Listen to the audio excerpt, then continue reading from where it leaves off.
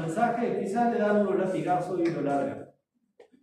Pero Esteban no estuvo dispuesto a trabajar el mensaje, Cristo tampoco, los apóstoles ninguno. Tenemos el ejemplo de Pablo en Hechos capítulo 23. Pablo ahí está preso por causa de Cristo, está compareciendo ante las autoridades. Hechos capítulo 23.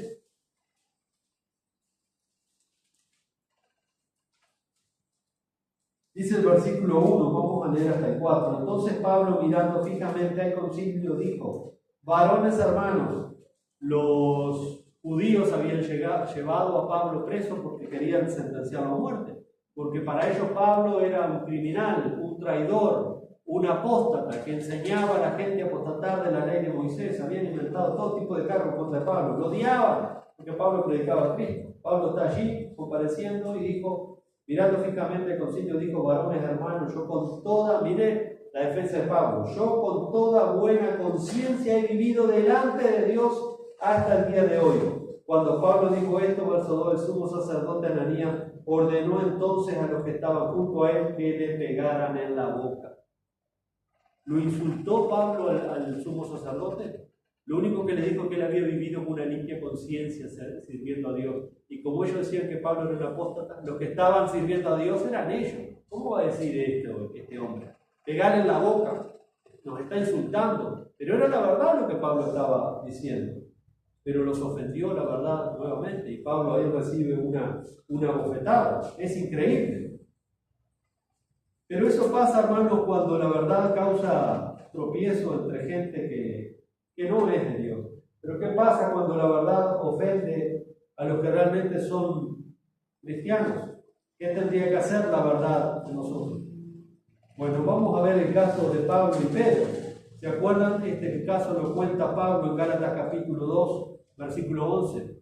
Cuando Pedro incurre en una hipocresía, porque Pedro estaba comiendo con los gentiles en la iglesia de Antioquía, pero cuando vino Jacobo, o los de parte de Jacobo de la iglesia judía de Jerusalén, dice que Pedro se levantó y se apartó de los incircuncisos, como le llamaban ellos. Y Pablo dice que tiene que reprenderlo a Pedro. Dice ahí Gálatas 2:11. Pero cuando Pedro vino a Antioquía, recuerden que Antioquía era la iglesia cristiana gentil, la primera iglesia gentil. Dice, le resistí cara a cara porque era de condenar lo que Pedro estaba haciendo. Pues antes que viniesen algunos de parte de Jacobo, Jacobo era el líder de la iglesia de Jerusalén, el medio hermano del Señor Jesucristo, que fue uno de los que vio a Cristo resucitado, se convierte y fue un líder tremendo de la iglesia de Jerusalén, un hombre de mucha piedad, de mucha devoción y de mucha autoridad en la iglesia de Jerusalén. Era el que lideraba la iglesia judía en Jerusalén. Dice, pues antes que viniesen algunos de parte de Jacob, judíos, comía con los gentiles Pedro. Pero después que vinieron, dice que se retraía y se apartaba porque tenía miedo de los de la circuncisión, es decir, de los judíos. Y en su simulación participaban también los otros judíos, de tal manera que aún Bernabé, que era el compañero misionero de Pablo, fue también arrastrado por la hipocresía de ellos. Pero cuando vi que no andaban rectamente conforme a la verdad del Evangelio, ¿por qué no andaban rectamente? ¿Porque la desconocían a la verdad del Evangelio? A veces uno se puede desviar de la verdad del Evangelio porque no lo tiene claro el Evangelio, por eso es que enseñaba. Pero Pedro y los otros judíos conocían muy bien al Evangelio. Entonces, si no andaban conforme al Evangelio, estaban transgrediendo el Evangelio y eso no puede quedar así nomás. Dice, pero cuando vi que no andaban rectamente conforme a la verdad del Evangelio, dije a Pedro delante de todos. Pablo mismo, hermanos, Pablo mismo reprendió al apóstol Pedro y por lo tanto a los judíos que incurrieron también con Pedro, al propio Bernabé, cuando le dijo, tú Pedro, que sos judío y vivís como que no lo fueses, ¿querés obligar a los gentiles que no son judíos a que vivan como judíos? Ahora, esa fue la verdad que Pablo le dijo a Pedro. ¿Qué pasó? ¿Pedro se ofendió con Pablo? Pedro dijo, me voy de esta iglesia de Antioquía porque no hay amor, y se ofendió y pegó un portazo y se fue a la iglesia de Iconio, se fue a la iglesia de Filipo. Hermano, cuando un verdadero cristiano es corregido por la verdad, no tiene por qué la verdad ser de tropiezo. La verdad nos va moldeando. Si nosotros nos ofendemos con la verdad, tenemos un serio problema. Un serio problema. O somos muy, pero muy inmaduros espiritualmente, y nos tenemos que expresar mucho en el mejor de los casos, o en el peor de los casos, si la verdad siempre nos ofende, entonces quizás ni cristiano sea. ¿Por qué Pedro no se ofendió con Pablo? Porque Pedro amaba la verdad. Pedro era un hombre maduro y reconoció que realmente Pablo tenía razón. El apóstol Pablo discernió mi hipocresía. Tiene razón Pablo. En ningún momento se nos dice que Pedro se ofendió con Pablo, que se fue de esa iglesia ofendido, porque lo tachaban de hipócrita. Y lo corrigió delante de todos, hermano. Bueno, como Pablo le dice a Timoteo, los que persisten en pecar, repréndenos delante de todos para que los demás también aprendan. Entonces, vemos la diferencia, cuando la verdad es de tropiezo para los incrédulos, pero cómo la verdad, los verdaderos hijos de Dios no tienen por qué ofendernos. ¿Por qué no va a ofender la verdad?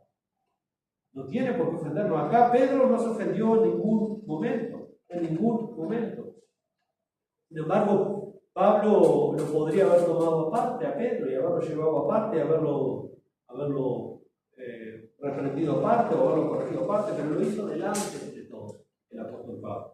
¿Recuerdan cuando Apolo, que era un judío también elocuente en las Escrituras, estaba predicando, Hechos 18, y estaba allí un matrimonio que era conocido de Pablo y ellos habían escuchado el Evangelio de Pablo, conocían muy bien el Evangelio, pero Apolo era fogoso y era elocuente en las Escrituras, pero no conocía muy bien el Evangelio. Y dice que después que terminó de predicar Apolo, lo llamó Aquila y Priscila, lo llamaron a Apolo y lo corrigen. Y Apolo tampoco se enojó, porque lo corrigieron, lo llamaron aparte y lo corrigieron. Y Apolo fue un gran instrumento del Señor también, uno de los grandes líderes de la iglesia cristiana, y todos necesitaron, y todos necesitamos ser corregidos por la verdad. No tiene por qué ofendernos la verdad. Al contrario, dar gracias al Señor porque la verdad nos va moldeando, la verdad nos va haciendo más como Cristo. Entonces, si la verdad nos ofende y nos vamos buscando otra iglesia porque la otra iglesia es más linda, pero en serio, hermano, ¿qué es lo que el que se dice cristiano busca en una iglesia? ¿Qué es lo que el cristiano anda buscando? ¿Que los panes y los peces? ¿Los favores de Jesús? Entonces Jesús les dice, ustedes también quieren irse, váyanse nomás, tranquilamente. Si lo que a ustedes les importa los panes y los peces, no trabajen por la comida que perece, trabajar por la comida eterna, permanece. ¿Y cuánta gente hay así pululando, hermano? En nuestras iglesias en Uruguay. La iglesia en Uruguay da lástima.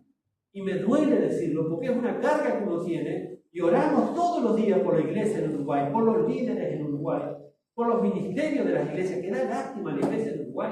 Lástima da. Por eso como uno no busca ser un predicador ni popular ni famoso. Pero usted sabe que predicar mensajes de esto en las iglesias lo sacan a patada, porque la gente no quiere escuchar esto. La gente se ofende hoy por cualquier mensaje de hueso duro que sale de las Escrituras. Porque las Escrituras no son las que tienen errores. Las Escrituras son las que ven los errores que nosotros tenemos y que tenemos que corregir. Y cuando la verdad nos corrige, y cuando la verdad nos confronta, decimos, gloria a Dios, gracias Señor. No tenemos por qué ofendernos absolutamente para nada. Hermanos, los que se ofenden cuando son corregidos y viven resentidos contra aquellos que los corrigen, entonces están demostrando que no aman la verdad. El que ama la verdad, Pedro amaba la verdad, por eso no se ofendió con Pablo. Apolo amaba la verdad, por eso no se ofendió con Aquila y con Priscila. Los verdaderos cristianos aman la verdad, por eso no se ofenden cuando un hermano va y los corrige. Cuando la palabra de Dios los corrige, no hay por qué ofenderse. En Hechos 15 tenemos la famosa trifulca que hubo entre Pablo y Bernabé, porque Juan Marcos los había abandonado. ¿Se acuerdan que estudiamos eso en el libro de los Hechos? Los había abandonado Juan Marcos, que era muy joven, sobrino de Bernabé. Se están preparando para su segundo viaje misionero y Pablo dice, no, este muchacho no va con nosotros, Bernabé. No, ¿cómo que no va a ir Pablo? No seas malo, el muchacho está aprendiendo, vamos a llevarlo, no. Este nos abandonó, déjalo quieto.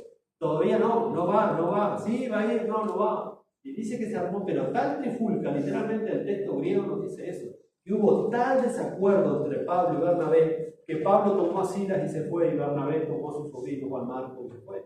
Pero no se dice en ningún momento que Pablo y Bernabé se ofendieron. Discutieron duramente, Pero después no se nos dice en ningún lugar que estuvieron peleados, que estuvieron ofendidos, en ningún lugar se dice eso. Y eso también nos muestra, hermano, no solamente el celo del apóstol Pablo, pero sino también el amor del apóstol Pablo. ¿Se acuerdan cuando el apóstol Pablo escribe su última carta a Timoteo en el capítulo 4? La última carta, ya habían pasado muchos años de la trifulca esta, han pasado muchos años de ministerio. Juan Marcos siguió ahí, siguió siendo ministrado, siguió Dios formando su carácter. Llega Pablo al término de su vida y en el capítulo 4, versículo 11, Timoteo le dice a Timoteo que le está escribiendo: Timoteo, solamente Lucas está conmigo. Cuando vengas, trae contigo a Juan Marcos, porque me es útil para el ministerio. ¿Estaba resentido Pablo? No. No le dice, no me vayas a traer a Juan Marcos, que hace 30 años atrás me dejó clavado como un zapato allá. No me lo traiga. No, hermano. Y Juan Marcos no estaba ofendido con Pablo, siguió sirviendo hasta lo último.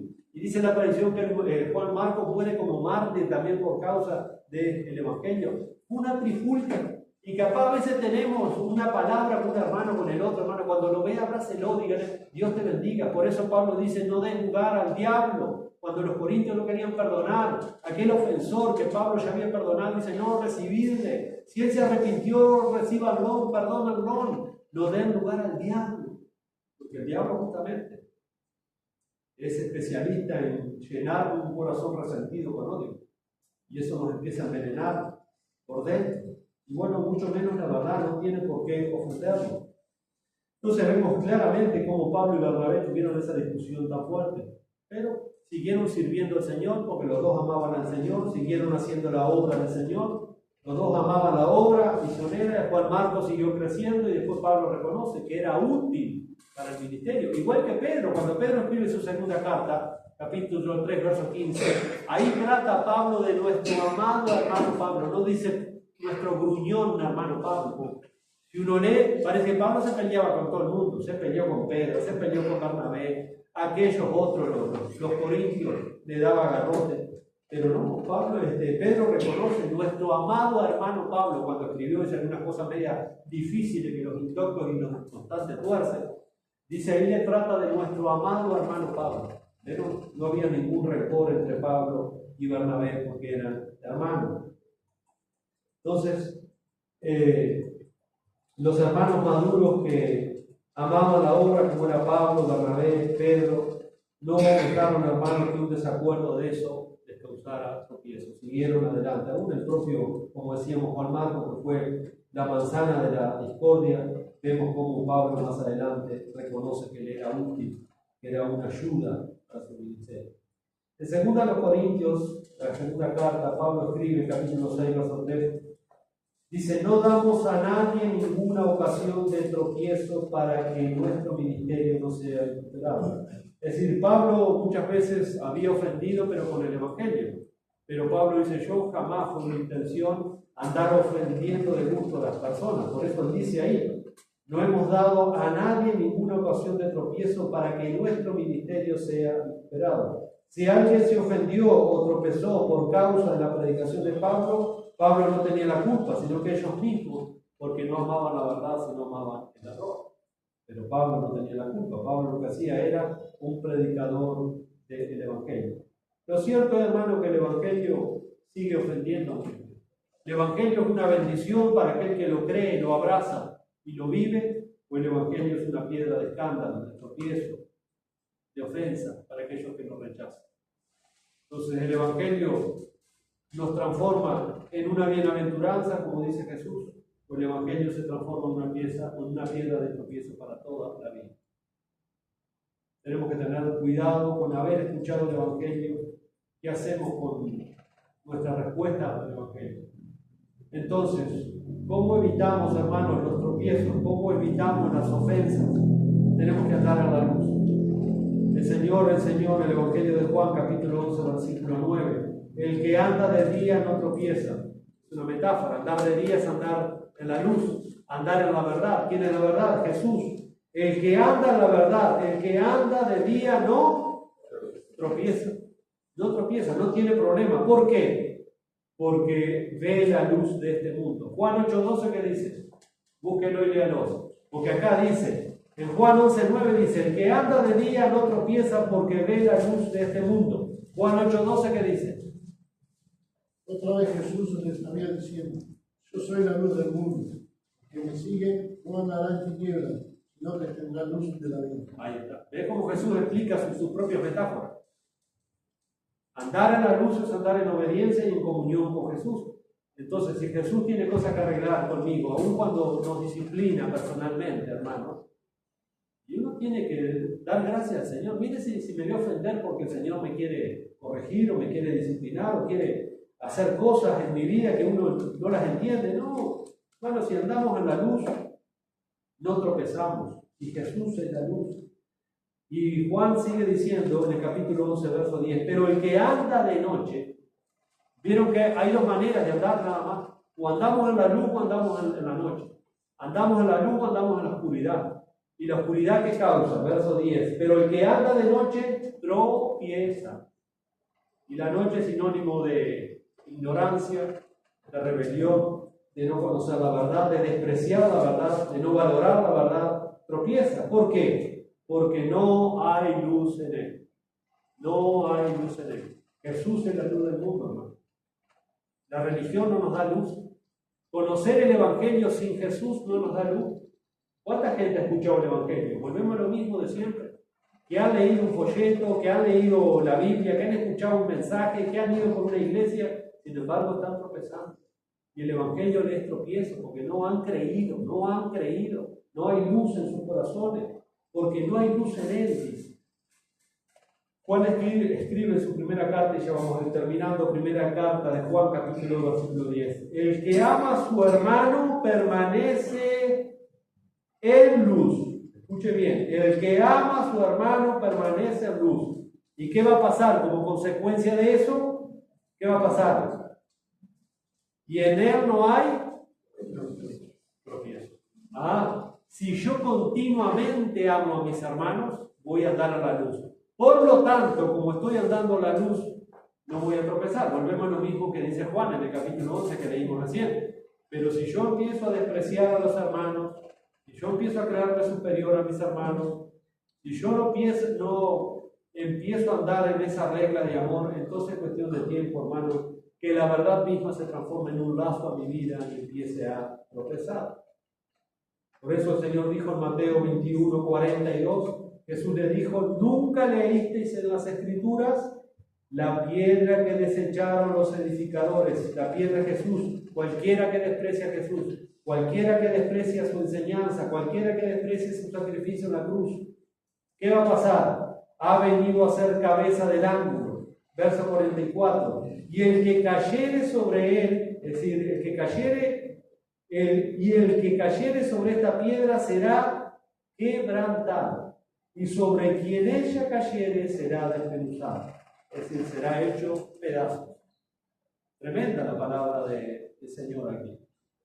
Y luego, hermanos, tenemos la exhortación que el escritor a los hebreos hace a esta iglesia cristiana, y es contundente aquí la exhortación en el capítulo 12, porque Jesús dice: el que cayere sobre esta piedra será quebrantado, y sobre quien ella cayere será desmenuzado.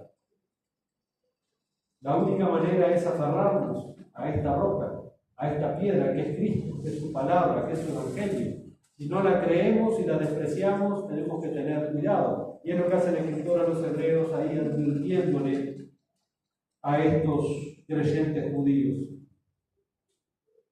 Dice la palabra de Dios, vamos a leer en el capítulo 12, vamos a estar leyendo los versículos 25, donde está la exhortación directamente, para no ser más largo. Dice en el verso 25: mirad que no desechéis al que habla. Está escribiendo una iglesia, tengan cuidado, dice. Mirad que no desechéis al que habla. ¿Quién es el que habla? Bueno, ella dijo en el capítulo 1, ¿quién es el que habla? Dice Hebreos 1:1, Dios, habiendo hablado muchas veces y de muchas maneras en otro tiempo, está hablando cuando en el Antiguo Testamento, en el Antiguo Pacto, a los padres por los profetas, en estos postreros días nos ha hablado por el Hijo, a quien constituyó heredero de todo y por quien asimismo hizo el universo. Es decir, la última palabra de Dios fue dada a través de Cristo. Punto. Desechamos a Cristo, desechamos todo lo que Dios ha dicho a través de Él. Dios no ha hablado más. Dios sigue hablando a través de Cristo, a través de su palabra. Por eso les dice acá en el verso 25, los está exhortando, tengan cuidado, mirad que no desechéis al que habla, porque si no escaparon aquellos que desecharon al que amonestaba en la tierra, está hablando aquellos que desecharon en el antiguo pacto la palabra de Dios, la ley de Dios, dice que no escaparon aquellos que desecharon al que amonestaba desde la tierra, mucho menos nosotros si desechamos al que amonesta desde los cielos, es decir, al propio Señor Jesucristo. La voz del cual conmovió entonces la tierra, pero ahora ha prometido diciendo, aún una vez y conmoveré no solamente la tierra, sino también el cielo.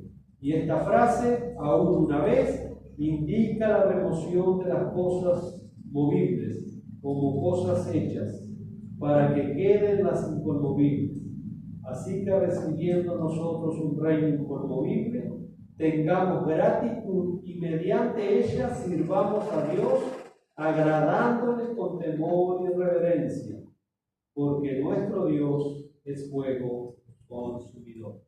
Por lo tanto, hermanos, qué bien la aplicación de Jesús cuando dijo, bienaventurado es todo aquel que no encuentre tropiezo en mí, que no se ofenda por lo que yo he hecho, por lo que yo he dicho.